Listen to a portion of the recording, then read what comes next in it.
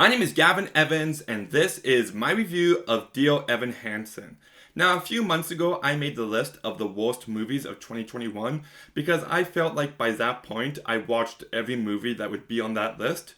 But 2 months later, I decided to watch Dear Evan Hansen with my brothers, and I should have waited to make that list because this movie would certainly be near the top because I absolutely hated this movie. Now, at the beginning of last year, I actually was looking forward to this movie. I didn't know much about the story, but I knew the musical was critically acclaimed. At least that's what I heard at the time. This movie is directed by Steven Chbosky, who also directed Perks of Being a Wallflower, which is a really good, underrated movie, and Wonder, which is also a good movie. And I'm just like, okay, let's see what this movie is. And after seeing it, this movie is an atrocious piece of shit. Let's begin talking about the cast and just get the obvious out of the way. But Ben Platt was completely miscast here. I know he played this character on the Broadway play, but he does not even look remotely similar to a high school student. The entire time I was watching this character on the screen, all I could see was an adult man pretending to be a high schooler. It's like that Steve Buscemi meme where he's just like, "How you do, my fellow kids?" And this character is that meme personified. It is very cringy. Just everything about it, the hair, the clothes he wore, the way he presented himself, constantly hunching, none of it fooled me.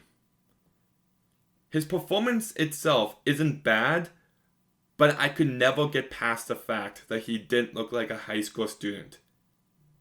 It's an absolute detriment to this movie. Caitlin Dever does give the best performance in this movie. She is good with what she's given to work with, but she's not given the best material. Amy Adams, I love her as an actress. I think she should have won a few Oscars already. I think she was absolutely amazing in Enchanted, in Arrival, in American Hustle, among many other movies. She's such a great actress, and this probably is her worst performance. Between this and The Woman in the Window, she did not have a good 2021. Julianne Moore is also quite bad in this movie.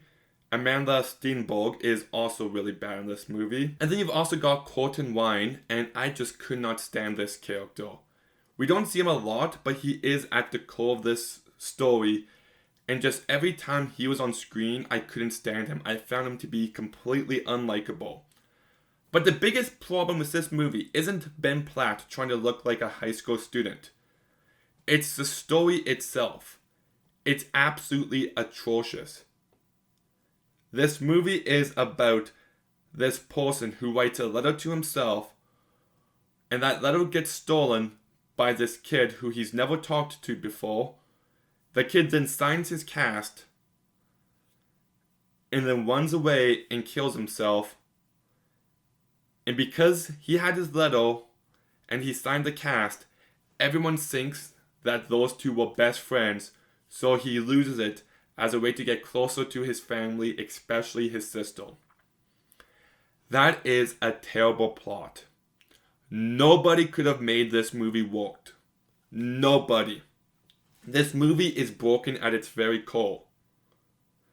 And nothing that it's trying to do works in any way. Like, it's the lawyer's revealed trope, which I hate, stretched out to the entire runtime. So you're just left waiting for everything to fall apart. This movie is such an uncomfortable watch because you're just watching this terrible person do these terrible things, and it's so uncomfortable. And then it only gets more uncomfortable at the very end. It's just not a pleasant movie to watch. Now you might ask yourself, Gavin, why are you using uncomfortable as a negative? Like, if I'm talking about The Office, I talk about how great and uncomfortable the comedy is. If I talk about a movie like Texas Chainsaw Massacre, I talk about how great and terrifying and uncomfortable it is. If I talk about a movie like Shithouse, I talk about how uncomfortable that movie is a big positive. So what's the difference here? Well, those properties use it in a purposeful way. The Office gets its humor from how uncomfortable it is. Texas Chainsaw Massacre builds tension really well and then just uses that uncomfortable feeling to add to the tale of what's going on, and Shithouse uses it as a way to paint a realistic portrayal of how real and awkward life can be. This movie has no purpose in its uncomfortability. That is a really difficult word to say so many times. Uncomfortable, uncomfortable, uncomfortable, uncomfortable. I'm getting uncomfortable saying it. It's just uncomfortable for the sake of it. There's no grander purpose to it. Just because it's a negative feeling and the filmmakers wanted to provoke it doesn't mean they were successful or it's a job well done. If I made a movie and I wanted to make the audience feel disgust, so I just filmed myself taking a shit, and everyone's like, oh, that's gross, that's disgusting, we don't want to see that. It doesn't mean it's good in any way. Because it's just disgust for the sake of it. And this movie is just uncomfortable for the sake of it. And I just think this movie is so painfully unaware of just how much we hate this character. Like, the movie tries to get us to understand him and get on board with what he's doing and the relationships he's created. But we don't. It never not feels wrong. And the movie just never gets that. Sure, he eventually gets his fall at the end of it, but our reaction isn't one of, oh shucks. It's one of, finally, about time. And the movie still wants us to feel bad for him in that moment. It's the victim mindset. Look, I like it when movies are complex. I like it when they blur the lines between good and bad. And at no point is anything in this movie complex. You're watching a bad person do bad things, but the movie paints it like it's a good person doing good things. We're on a completely different page with everyone involved. This movie is just fundamentally broken at its core, and I just found the main character to be completely unlikable in every sense.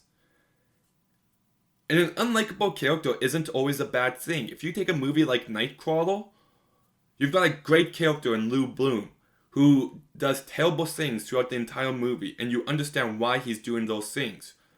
But at no point is it trying to make him look like the good guy. No, in fact, they double down and make him look worse and worse as the movie progresses. And he's also just such a compelling character. Or if you take a character like Wu from Euphoria, which might be a better comparison, because Wu is another victim character. It's a character who we watch do bad things and we're meant to feel bad for her. But Wu has a lot more depth going on. You feel the emotional weight behind everything that she's trying to do. And you do genuinely feel like she's trying to be a better person and she keeps failing.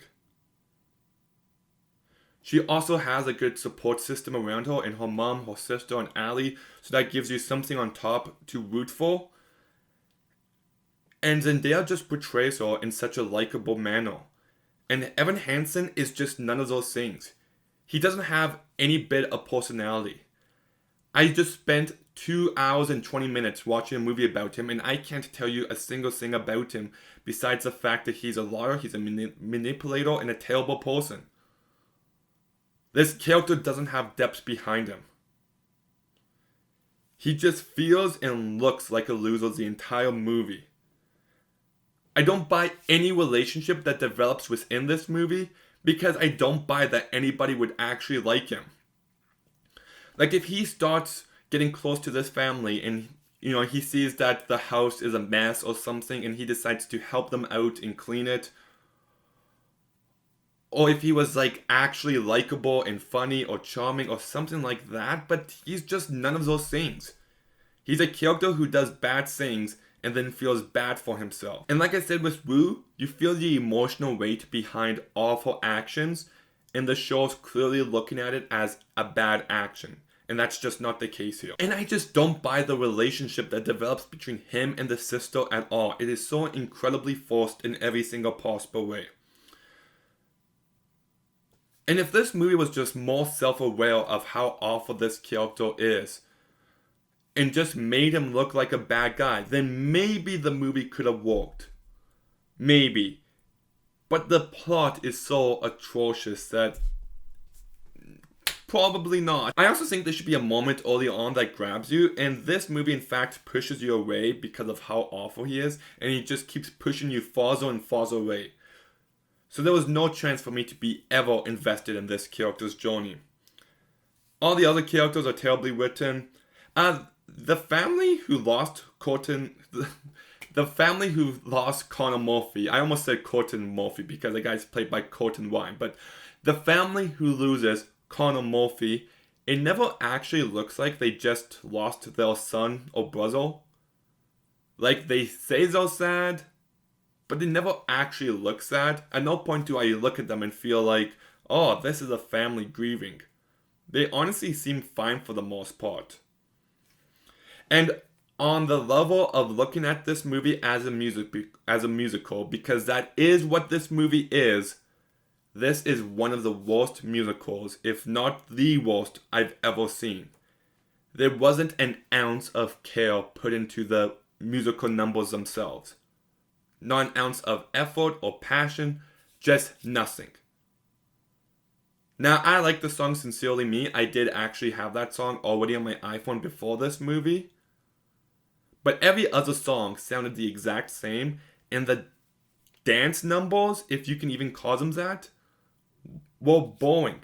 No one actually dances. There's no point, I don't think, where they all kind of get up and do a choreographed dance. I think the closest thing is like a 10-second moment in Sincerely Me. Most songs are just filmed as a character is walking down a hallway, and they just do it time and time again, and it got old on the first one. There's not an ounce of life or personality put into these numbers. It's just reliant on a bunch of editing, just a bunch of quick cuts to make the scene look more exciting than what it really is. And the editing itself is absolutely atrocious, and it's just lazy. The cinematography is flat and boring, and just everything that this movie is going for just absolutely fails. Like, at some point, it feels like they're trying to talk about class, which just comes out of nowhere and feels so out of place. It tries to be about social media and life and death, and it just ends up saying nothing about all of those ideas. It's a completely empty movie. You have nothing to be engaged with while watching it. You're not on board with the main character. There's nobody to root for. It's a bad story. You feel uncomfortable in a very negative way the entire time. The morals at the very core of this story are broken. There's a lack of any bit of complexity. As a musical, this is as bland as it gets. And it's way too long. Like, this movie is 2 hours and 20 minutes, and it certainly didn't need to be. It's very slow, uninteresting. There's just no reason to ever watch this movie. It's awful. Caitlin Dever is good in this movie, so because of her, I am going to give this movie a slightly higher rating than I would have. But don't ever watch this movie. This is one I'll never watch again. It's truly atrocious. So I'm going to go ahead and give Dear Evan Hansen a 0.5 out of 10. On my worst movies of 2021 list, this probably would have been number 2. I just hated it that much. But have you seen Dear Evan Hansen? What did you think about it? Let me know in the comments down below. Make sure you like, make sure you comment, make sure you subscribe. Stay tuned for some more videos soon, and Gavin out.